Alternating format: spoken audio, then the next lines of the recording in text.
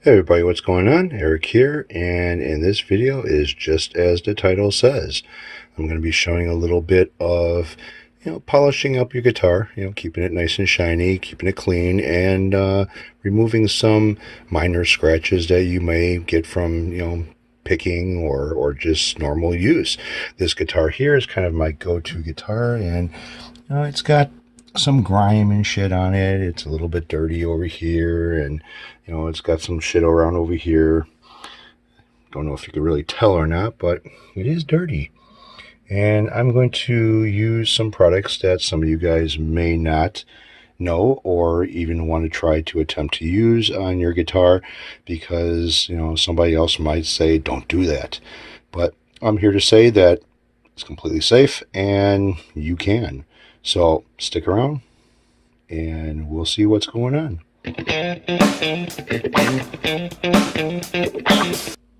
Hey everybody, what's going on? And what you're looking at here is the Gibson Les Paul guitar. This is kind of the guitar that I go to every time when I'm fooling around or just practicing something, just putzing around basically. And plays well, action's good, sounds good, at least I think so. And what I want to do with it is try to polish it up a little bit. Now, as you've seen in past videos, that I've been using a lot of automotive products to basically, clean up, remove scratches, and polish up my guitars. I have tried some of the sprays and stuff that are out there as far as polishes and stuff to clean guitars, and they do work, but I kind of like to go a little bit further and make this thing like shine. They've just bought it, just got out of the box, and it seems to last long. Doesn't really hurt the body, the clear, or anything about the guitar.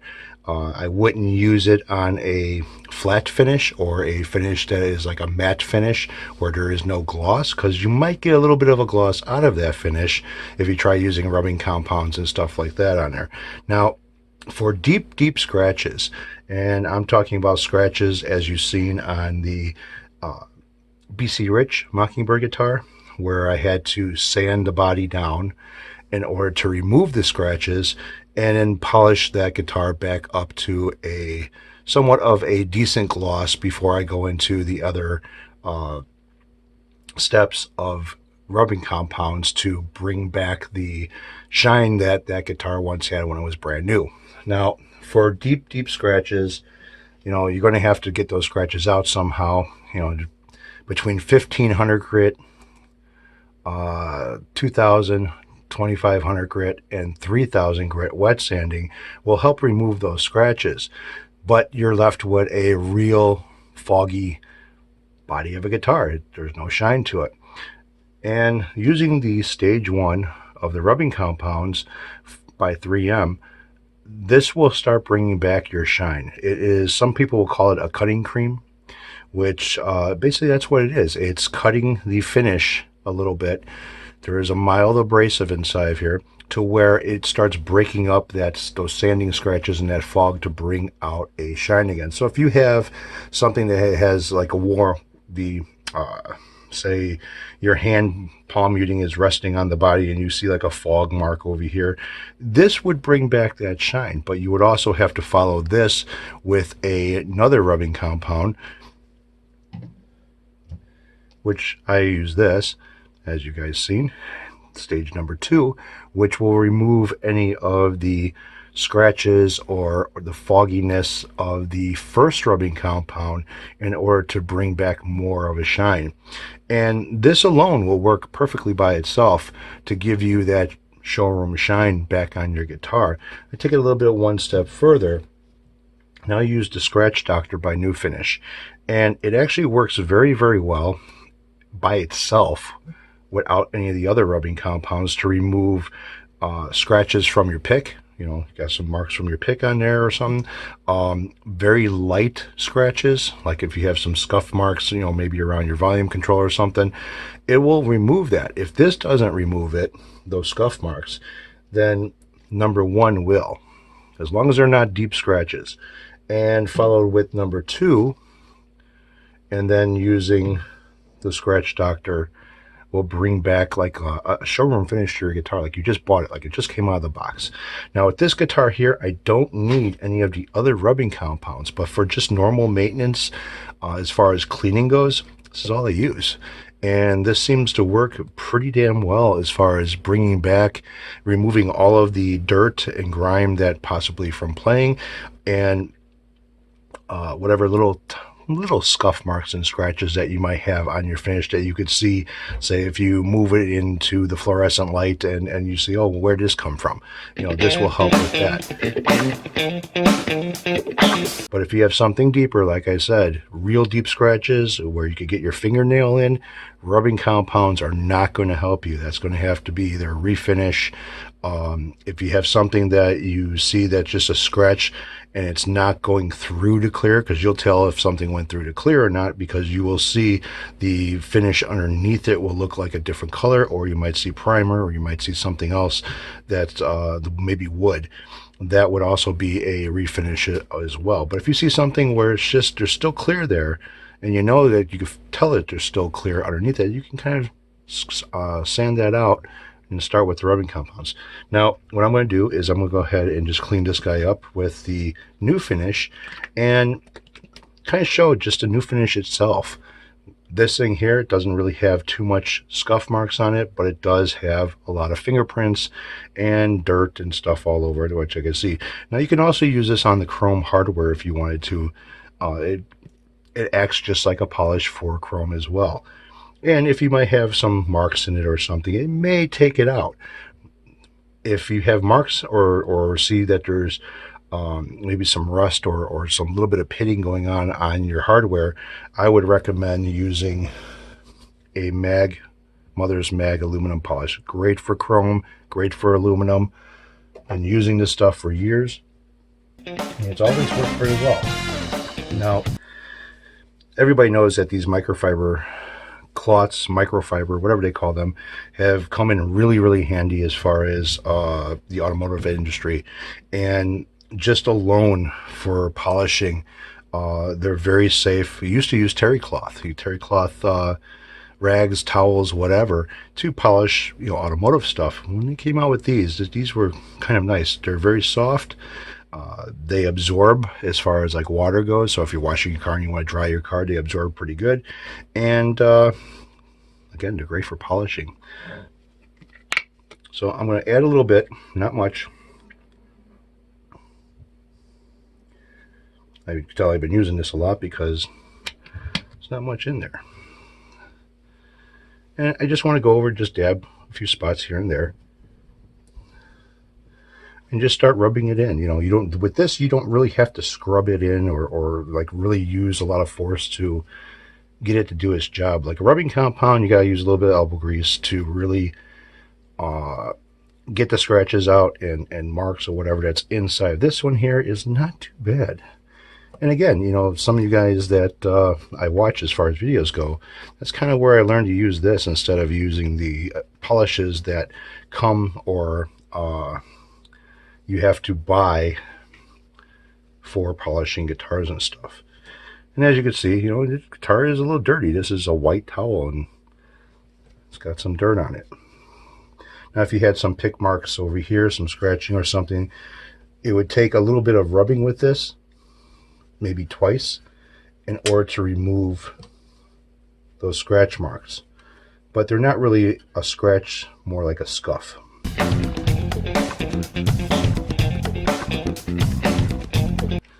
So like I said, it doesn't take that much to really clean, if that's all you're doing is just cleaning. Now, I wouldn't recommend using this on strings. So as you can see, the guitar was pretty dirty. I've been using it, and like I said, this is my go-to guitar because I like the way it sounds and it feels. I mean, I could be using the Gibson Les Paul instead of using a Gibson Les Paul, but again, if I knock this thing around or something, I'm not going to be as worried about this as I would be worried about the actual Gibson. And some of you guys know because you guys have them. So just alone, now you could feel as you're wiping this off, it almost feels like it's putting a wax on the finish as well. And it's not very hard to wipe off. It's pretty simple.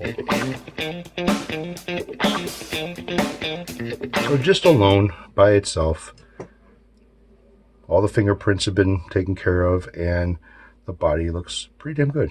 At least I think so.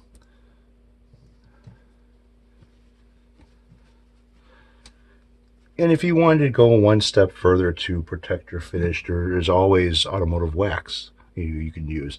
Now, I've been using the Meguiar's, and it seems to work pretty good as far as a wax goes. Now, I used to use a wax called the Tech Wax by Meguiar's, and used to use it for everything. Anything that had a paint, some type of a painted finish on it, with a clear coat or even just color gloss. And this worked pretty good as far as not seeing that color on your rags as you wiped it off or applied it. But they changed their chemical or whatever the mixture was that they had. They changed it, and it was a little bit harder to wipe off now. So I switched to basically the Gold Classic for Meguiar's, and the same thing is you wipe it on, you let it dry, and you basically wipe it off after it's dried. This stuff here works pretty good without having to having a hard time wiping off the excess that is on the body.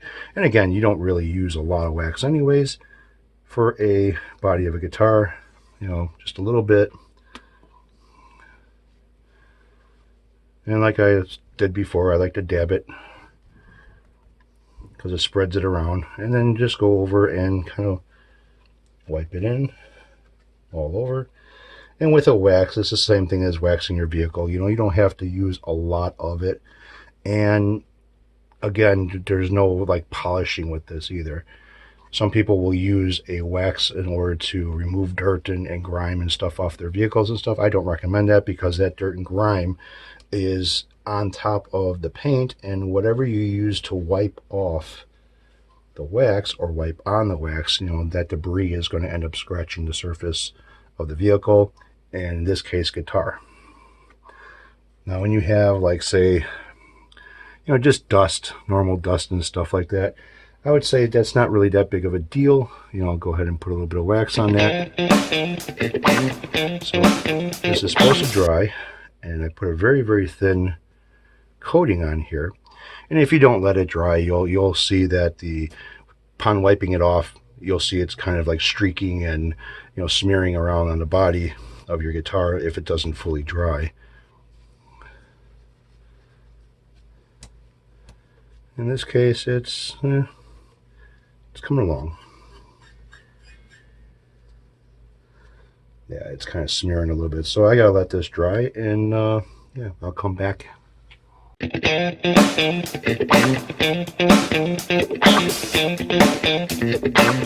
so I let this dry for a few more minutes, and I'm going to go ahead and start wiping this down.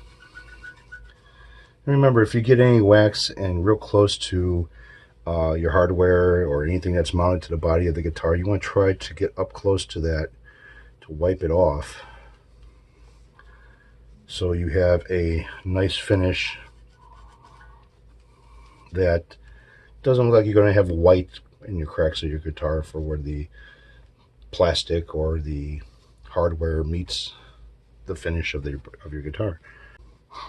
Now, normally I would have a can of compressed air, and before doing this, I would use the compressed air on the top of this to blow off, whatever's loose dust, shit like that. But I am out of it, so I kind of just jumped right into this.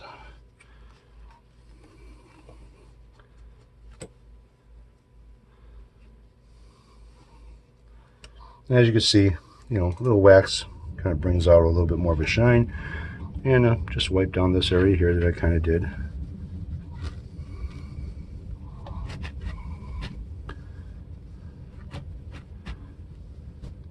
Not too shabby, looks pretty good.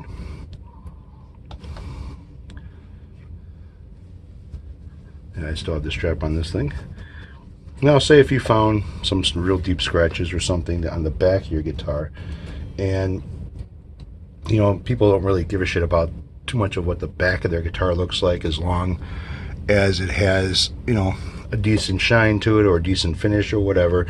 People are using it, and you get the buckle rash or whatever. Now, buckle rash is not really going to come out depending on how much of the clear has been worn off. Sometimes you can get away with just a little bit of a mild wet sand with some say 1500, 2000, 3000 grit sandpaper and a little bit of rubbing compound, the stage 1, and you'll be able to get rid of that. Maybe, depending on how deep that rash is.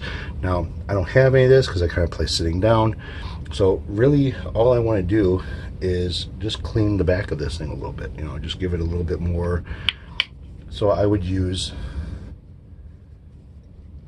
my new finish, and again, if there are some little scratches or some some type of marking inside of the finish, this would help remove it as well.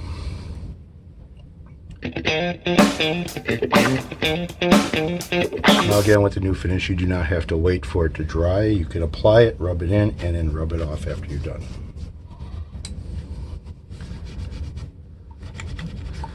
Make sure if you got into real close areas that you get it out of the cracks.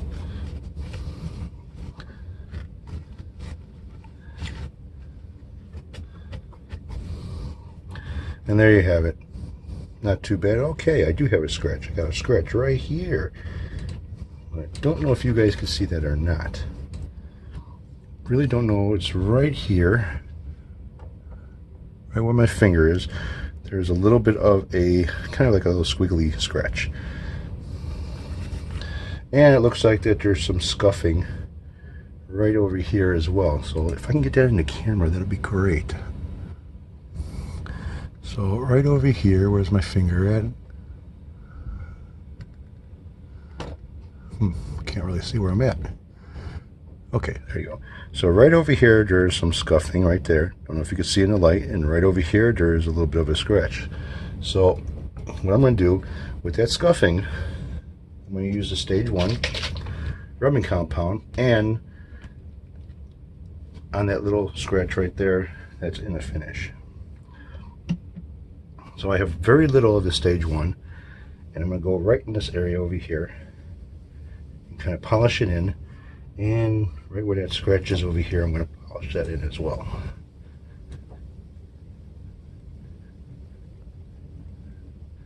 And then take another rag and kind of wipe that away and see what happened, where I'm at.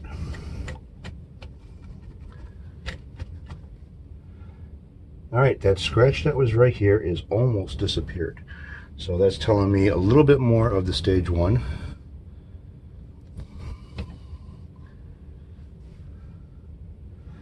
Barely see it right now myself. And let's see, go that scuff mark again.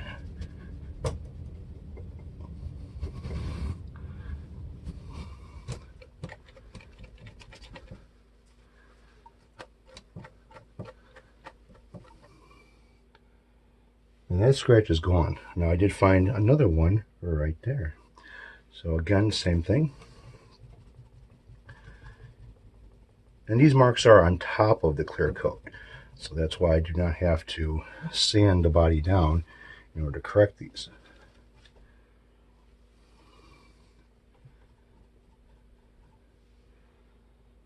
A little bit more. I'm just going to use the rubbing compound that is left over on the rag.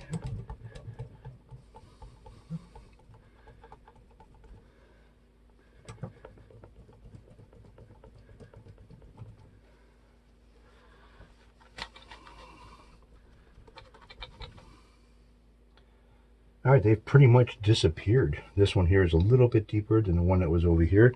So now what I'm going to do is, after I got done using the first stage, I'm going to go ahead and use the number 2, which is a different color. It's more of a gray instead of a white. And I'm going to go over these areas that I just did.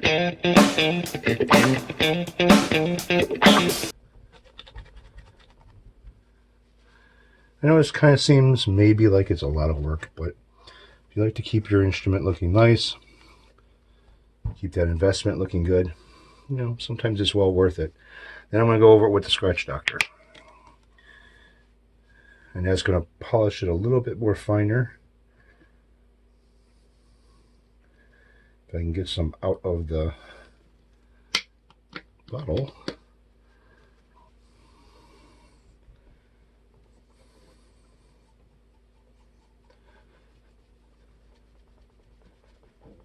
Go over the area where the rubbing compounds were.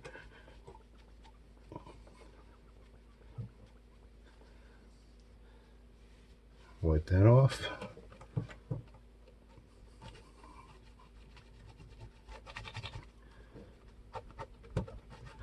And it's gone. The scuff mark that was over here, the scratch that was over here. Now this scratch here is just a little bit deeper. That would have to be a little bit of a sand. I'm not too sure if you'll be able to see it or not. But the rest of the stuff looks pretty good. Does not look bad at all. And I could throw some wax on there, but you get the idea. So I'm not going to do that. So yeah, so there you have it. A little bit of a rundown on, you know, a little bit of cleaning or maintenance or whatever you want to call it on your guitar. This is something that you could do yourself if you really wanted to do it. So you guys take care. Have a great weekend. I know we're getting snow over here, and you know, hope to see you guys soon. Take it easy now.